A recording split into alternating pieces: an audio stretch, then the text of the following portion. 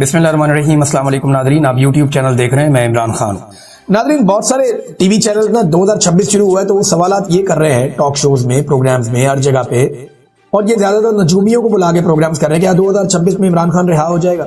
एक तो नजूमियों बेचारों को बिल्कुल ही मायूस कर दिया गया है और बाउंड कर दिया गया है कि तुम में से किसी ने इमरान खान के बारे में कोई उम्मीद वाली ज्यादा बात नहीं करनी।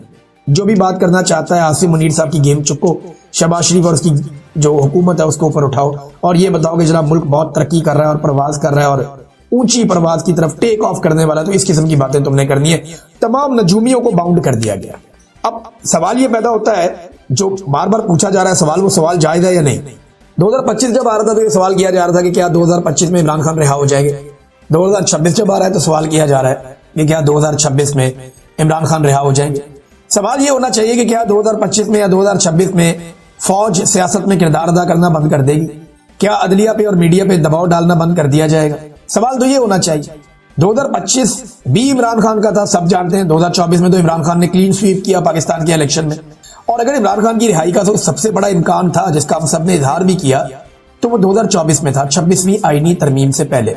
इमरान खान साहब की रिहाई का सबसे बड़ा इम्कान आज से 1.5 साल पहले था, क्योंकि देखे ना 2024 का इलेक्शन इमरान खान जीत गए थे, मैंडेट उनका था, चोरी कर लिया गया था, एक इंटरनेशनल और अंदरूनी दबाव था बहुत बड़ा उस वक्त हुकूमत के ऊपर। डोनाल्ड ट्रंप के साथ इनकी गुड्डी भी नहीं चढ़ी थी, तो वो हालात जो है वो सबसे ज्यादा मुवाफिक थे और अदालत भी कुछ हद तक आजाद थी। तो ये उम्मीद की जा रही थी कि 2024 के इख्तिताम तक इमरान खान साहब रिहा हो जाएंगे, और ये बज़ाहिर दिखाई भी दे रहा था। बहुत सारे जर्नलिस्ट, बहुत सारे वकला ये बात कर रहे थे, बल्कि तारीखें दे रहे थे, और हम ये खबरें भी आपको बता रहे थे, फलां ये कह रहा है, फलां ये कह रहा है, फलां ने ये दावा किया। लेकिन जब 2024 में ये नहीं हुआ और 26वीं आईनी तरमीम आ गई, तो उसके बाद मामला इमरान खान साहब ने कहा कि सड़कों पे ही हल होगा अब, और आज भी यही सूरत हाल है। अवाम ही फैसला करेगी। जब तक अवाम लाठी अपने हाथ में नहीं थाम लेती तब तक ये भैंस अवाम के कंट्रोल में नहीं आएगी। जिसकी लाठी उसकी भैंस, सादा सा बात। अब 2025 भी इमरान खान का था, यानी इमरान खान का साल रहा। पूरे साल में इमरान खान डिस्कस हुआ। 2026 के पहले दिन सबसे ज्यादा इमरान खान डिस्कस हुआ। आप इंटरनेट पे सर्च कर लें, आप हर जगह पे जाकर देख लें कि पाकिस्तान में सबसे ज्यादा डिस्कस कौन होता है, सबसे ज्यादा सर्च कौन होता है, इमरान खान होता है। आपको नजर आ जाएगा, आपको सारे बता देंगे कि इमरान खान क्या है और कितनी ज्यादा उसकी मकबूलियत है। लिहाजा 2026 भी बज़ाहिर ऐसा लगता है कि इमरान खान बाहर आए या ना आए ये ज्यादा इंपॉर्टेंट नहीं है। ज्यादा इंपॉर्टेंट ये है कि क्या इमरान खान को डील करेंगे, वो तो कहते हैं मैं नहीं करूंगा। दूसरा, क्या इमरान खान इररेलेवेंट हो जाएगा, वो तो 2025 में भी कह रहे थे, नहीं हो पाया। आसिम मुनीर साहब के 3 साल नौकरी के गुजर गए, उन्होंने फिर एक्सटेंशन ले ली। जो अपने पहले 3 साल में वो इमरान खान को इररेलेवेंट नहीं कर पाए, तो ये अगले जो उन्होंने इस एक्सटेंशन के साल लिए उसमें वो क्या इररेलेवेंट करेंगे? वो नहीं हो पाएगा। इमरान खान रेलिवेंट ही रहेगा। और देखें अब ये हुकूमत कर क्या रही है। ये हुकूमत ये कर रही है कि फौरी तौर पे इन्होंने तमाम तरक्याती मंसूबे रोक दिए। जब ये इक्तदार में आए ना 2023 में, इन्होंने तरक्याती मंसूबे रोक दिए थे। 2024 में इन्हें दोबारा इक्तदार मिला, इन्होंने फिर तरक्याती मंसूबे रोक दिए।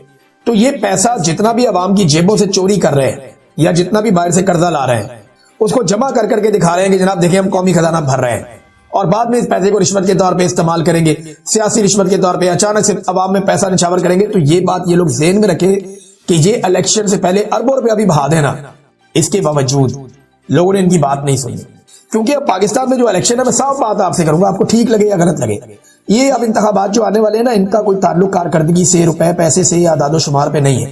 ये कुछ उसूलों के ऊपर इंतखाबात होंगे। कौम ने इमरान खान को फिलहाल अपनी जिद बना लिया और इमरान खान की मकबूलियत का तोती बोलता है। तो सबसे बड़ा इवेंट होने जा रहा है अब तक जो दिखाई दे रहा है। एक तो स्ट्रीट मूवमेंट में पाकिस्तान तहरीक इंसाफ कोशिशें कर रही है, वो जोर लगा रहे हैं कि कुछ ना कुछ करके जो स्ट्रीट मूवमेंट है वो मोमेंटम पकड़े, और इसके लिए मुख्तलिफ इलाकों में, खैबर पख्तूनख्वा में, बलूचिस्तान में, सिंध में मूवमेंट हो रही है। पंजाब में सुहेल अफरीदी का चक्कर लगाने के बाद कुछ मूवमेंट में बेहतरी आई है, और उसके बाद आलिया हमजा साहिबा ने और दीगर लोगों ने मकामी सतह के ऊपर अवामी तहरीक शुरू करने के लिए जो स्ट्रीट मूवमेंट है जो चलनी है, उसके लिए उन्होंने मोमेंटम बनाना शुरू किया है। लेकिन वो मोमेंटम जो 2024 में पाकिस्तान तहरीक इंसाफ के पास था, वो अभी तक पाकिस्तान तहरीक इंसाफ के पास नहीं है। जो मौका उस वक्त अली अमीन गंडापुर साहब को मिला था, उसका आधा मौका भी अभी सुहेल अफरीदी साहब को नहीं मिला। लेकिन जिस हिसाब से ये मोमेंटम आगे बढ़ रहा है, ये बढ़ता जाएगा। खासतौर पे मज़ार कायद पे जो एक बड़ा प्रोग्राम करने का पाकिस्तान तहरीक इंसाफ फैसला कर रही है कि मज़ार कायद पे हाजिरी देंगे सुहेल अफरीदी साहब। अगर सिंध की हुकूमत ने रोड़े ना अटकाए तो 11 तारीख को एतवार वाले दिन मज़ार कायद पे बहुत बड़ी तादाद में लोग पहुंच सकते हैं, और इतनी बड़ी तादाद में लोग अगर वहां पे इकट्ठे हो गए तो पूरा एक जलसे का समा हो जाएगा। फिर वजीर आला सिंध ने भी ये कहा कि मैं दावत देता हूं वो आए और मुझे भी मिले। तो सुहेल अफरीदी ने कहा मैं अपने लोगों से मिलने आ रहा हूं, अपने लोगों को मिलूंगा और अपने लोगों के मसाइल लेकर वजीर आला से भी मुलाकात करूंगा उनके हल के लिए। तो ये अच्छा है, पॉजिटिव जेस्चर है दोनों जानिब से। ये मुलाकात भी होनी चाहिए, दीगर मुलाकातें भी होनी चाहिए। एंड ऑफ द डे आप जितना मर्जी लड़े, जो मर्जी करें, आपको टेबल पे बैठ के मसला हल करना पड़ता है। और मसला है क्या? मसला है मैंडेट चोरी का, मसला है पाकिस्तान में जाली मुकदमात का, मसला है एस्टेब्लिशमेंट की लगातार और बेजा सियासत के अंदर और दीगर इंतजामी मामलात के अंदर मुदाखलत का। ये मसला अगर बैठ के सियासतदान और एस्टेब्लिशमेंट हल कर लें तो पाकिस्तान में बहुत पोटेंशियल है, पाकिस्तान बहुत तेजी से आगे बढ़ सकता है। अब हुकूमत ने एक जाली आदादोशुमार का एक डाटा जारी कर दिया है और इसमें मुल्की मुआशी तरक्की दिखा रहे हैं, जीडीपी की ग्रोथ दिखा रहे हैं, ज़रूरी पैदावार कह रहे हैं बढ़ गई है। हालांकि पाकिस्तान में इतना बदतरीन सैलाब आया, सारे किसान कह रहे हैं हमारी तो फसलें ही तबाह हो गई। इनकी ज़रूरी पैदावार कहाँ बढ़ गई? किसी और मुल्क में बढ़ गई है। कहते जी सनती पैदावार बढ़ गई है। पाकिस्तान के जितने बड़े बड़े सनती यूनिट हैं उनमें से 200 के करीब बंद हो चुके हैं। मल्टीनेशनल कंपनियां पाकिस्तान छोड़ के जा रही है, ये कह रहे हैं सनती पैदावार बढ़ गई है। सनती पैदावार कैसे बढ़ सकती है? डेटा जो आ रहा है वो ये बता रहा है लगातार कि पाकिस्तान का जो तजारती खसारा है वो बढ़ रहा है। ये कहते हैं नहीं जी हमारा खसारा कम हो रहा है। अच्छा, जितने भी मईशतदार है ना वो सर पकड़ के बैठ गए कि हुकूमती आदादोशुमार जो हुकूमत जारी कर रही है जाली, ये डाटा जो है ये काबिल फहम ही नहीं है। यानी कोई दिमाग वाला आदमी उसको समझ ही नहीं आती कि ये डाटा कुछ और दिखा रहे हैं, मार्केट के हालात कुछ और है, पाकिस्तान किसी और तरफ जा रहा है, इनका डाटा पाकिस्तान को कुछ और दिखा रहा है। ये इसहाक डार साहब की, शहबाज शरीफ साहब की, नून लीग की ये पुरानी खामी है और ये इनकी पुरानी एक खामी है। अपने आप को ये क्वालिटी समझते हैं कि ये जाली डाटा जारी कर देते हैं। इस तरह की हरकतों और जाल साजियों की वजह से माजी में इनके खिलाफ जो है वो काफी आलमी सतह पे भी आवाजें उठ चुकी है। मुझे लगता है दोबारा फंस जाएंगे, जाली डाटा दे दे के दोबारा ये वही हरकत करेंगे। कैसर बंगाली साहब जो है वो बड़े सीनियर एनालिस्ट है, हुकूमतों के अंदर रहे हैं, तर्जुमान रहे हैं, बहुत सारी बातें वो यानी जो इकोनॉमिस्ट है ना बड़े बड़े पाकिस्तान के, उनमें से एक कैसर बंगाली साहब है। मैं इनको कई दफा मिला हूं, मैंने इनका इंटरव्यू भी किया है। ये उन चंद लोगों में से है जो पाकिस्तान की इकोनॉमी को डे वन से समझते हैं। एस्टेब्लिशमेंट के लिए बड़े सीरियस चैलेंजेस हैं इसमें, और उनको ये समझना पड़ेगा कि इमरान खान की जिद के अंदर, यानी आसिम मुनीर साहब को जिद है ना मैंने इमरान खान को नहीं छोड़ना, क्योंकि वो आ जाएगा तो मुझे नहीं छोड़ेगा, उनको ये डर लगता है। अब आसिम मुनीर साहब का खौफ, उनकी अना और उनकी जिद, इन चीजों ने पाकिस्तान का बेड़ा गर्क करके रख दिया। एक आदमी की जिद है कि मैंने, सारी फौज जानती है, एक फौजी जानता है, मेरा एक जवान जानता है कि इमरान खान बेगुनाह है।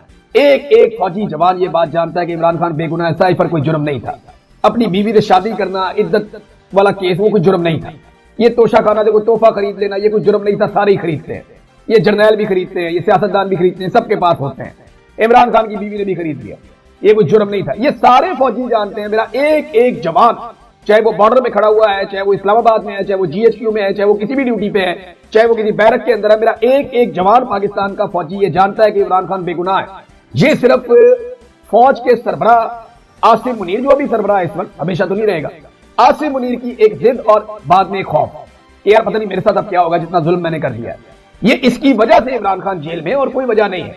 और इमरान खान के जेल में होने की कीमत पूरा पाकिस्तान चुका रहा है, ये 25 करोड़ पाकिस्तानी चुका रहे हैं। आज से 4 साल पहले, लगभग 4 साल हो गए हैं, 9 और 10 अप्रैल की रात को रिजीम चेंज ऑपरेशन किया गया।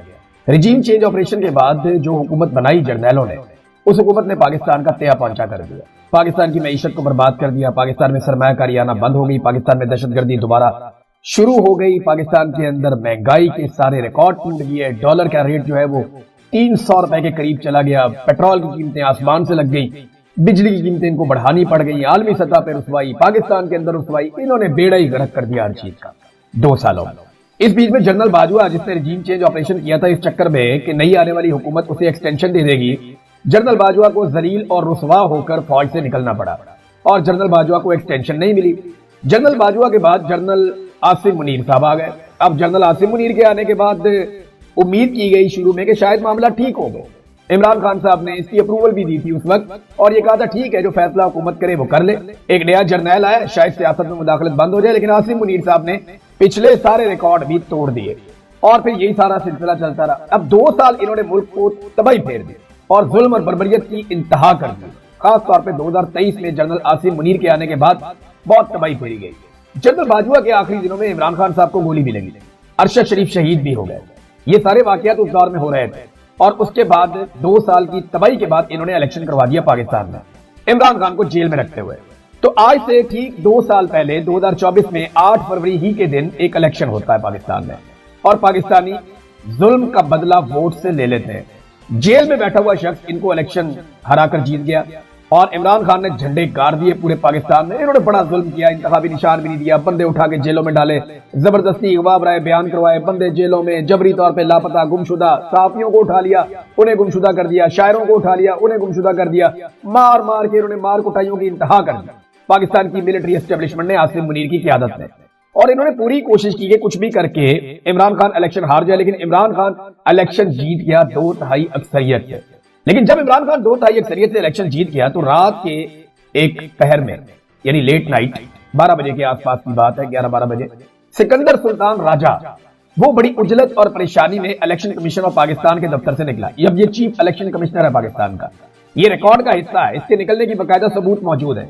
सिकंदर सुल्तान राजा बगैर अपने प्रोटोकॉल के, बगैर अपनी सिक्योरिटी के गाड़ी में बैठता है और अचानक निकल जाता है इलेक्शन कमीशन ऑफ पाकिस्तान के दफ्तर से। और ये वो वक्त है जब इलेक्शन रिजल्ट बनाए जा रहे हैं, यानी इलेक्शन रिजल्ट बन रहे हैं। तो हाउ इज इट पॉसिबल कि एक इतना सीनियर ऑफिसर निकल जाए अपने ऑफिस में से और वो छोड़कर चला जाए अचानक से, बगैर प्रोटोकॉल के उसे बुलाया गया और उसको प्रोटोकॉल छोड़कर जाना पड़ा कि कोई मैं सबूत ना छोड़ू। फिर जब दफ्तर के अमले से पूछा गया, मुख्तलिफ लोगों से, सहाफियों ने राब्ता करना शुरू किया कि जनाब ये सिकंदर सुल्तान राजा साहब गायब किधर हो गए हैं, चीफ इलेक्शन कमिश्नर। तो इस पे अलग अलग किस्म के जवाब दिए गए, यानी कोई बंदा कुछ कह रहा था, कोई कुछ कह रहा था, कोई कह रहा था घर गए, कुछ कह रहा था कहीं मीटिंग में गए, कोई कह रहा था कहीं और गए, हर एक का जवाब अलग अलग था। तो जब अलग अलग जवाब आना शुरू हुए तो शक और शुबा बढ़ना शुरू हुआ और फिर रिजल्ट रुक गए। जब रिजल्ट रुक गए तो उस वक्त मैंने एक वीडियो की थी कि अब तक के रिजल्ट क्या है। उस वक्त तक पाकिस्तान तहरीक इंसाफ जो है वो 180-81 नशिस्तों पे पाकिस्तान में जीत रही थी। पहले आप ये वीडियो देखेंगे, उस वक्त जब रिजल्ट रुक गए थे तो तब मैंने आपको क्या कहा था, ये सुनिए आप। मैं टाइम पहले आपको इसलिए बताने जा रहा हूँ ताकि ये रिकॉर्ड का हिस्सा रहे। इस वक्त तमाम टीवी चैनल्स, उनकी मॉनिटरिंग भी हो रही है, हम अपने तौर पर रिजल्ट इकट्ठे कर रहे हैं और जो नताइज मुख्तलिफ जगहों से आ रहे हैं उन सबको इकट्ठा करने के बाद मैं आपके सामने एक सूरत रखने वाला हूँ। और ये वीलॉग मैं चाहता हूँ रिकॉर्ड का हिस्सा रहे ताकि हम इसको याद दिला सकें। 12 बजने में 15 मिनट बाकी है, ये रात के 12 बजने में 15 मिनट बाकी है, मैं वो टाइम की बात कर रहा हूँ। और पोलिंग का टाइम खत्म हुए लगभग 7 घंटे होने वाले हैं। 5 बजे से गिनती शुरू हो गई थी। इस वक्त तक अमूमन जो रिजल्ट आ जाते हैं वो 80%, 85%, 75% इसके बीच में नताइज आ चुके होते हैं, लेकिन अभी तक नताइज जो हैं वो सुस्त रवि का शिकार हैं। और उसकी वजह यह है कि पाकिस्तान तहरीक इंसाफ ने एकदम पूरे पाकिस्तान में हैरान कुन नताइज दिखाए हैं। तो नाज़रीन ये वीडियो आपने सुनी, ये 8 फरवरी 2024 की रात को मैंने बनाई थी और मैंने ये इसीलिए बनाई थी कि सारे गवाह रहे कि इस वक्त पाकिस्तान के टीवी चैनल पे और तमाम तरफ से आने वाले जो रिजल्ट्स हैं उनके मुताबिक पाकिस्तान तहरीक इंसाफ इतनी सीटों पे जीत रही है। फिर डकैती का अमल शुरू हुआ, अवामी मैंडेट पर मुल्की तारीख